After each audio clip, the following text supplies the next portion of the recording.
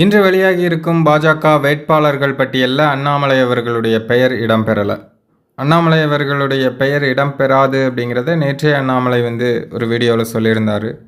நம்ம கூட அந்த வீடியோவை அப்லோட் பண்ணியிருந்தோம். அண்ணாமலை இந்த எலெக்ஷனில் போட்டியிட போகிறதில்ல அப்படிங்கிறத அவரே சொல்லியிருந்தார்.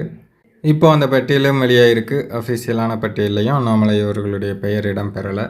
இந்த நேரத்தில் தான் அண்ணாமலை இப்போ ஒரு அதிரடியான போஸ்ட் ஒன்று பண்ணியிருக்காரு. அதில் என்ன சொல்கிறாரு அப்படின்னா, 2026ஆம் ஆண்டு நடைபெறவுள்ள தமிழக சட்டமன்ற தேர்தலுக்காக அறிவிக்கப்பட்டுள்ள தமிழக பாஜகவின் வெற்றி வேட்பாளர்கள் அனைவருக்கும் எனது மனமார்ந்த வாழ்த்துக்கள்.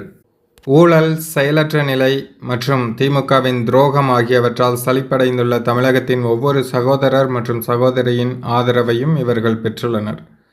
நமது பாரத பிரதமர் திரு நரேந்திர மோடி அவர்களுடைய தொலைநோக்குமிக்க தலைமையின் கீழ் இந்தியா வலிமையுடனும் பிரம்மாண்டத்துடனும் ஒரு தெளிவான நோக்கத்துடனும் முன்னேறி செல்கிறது.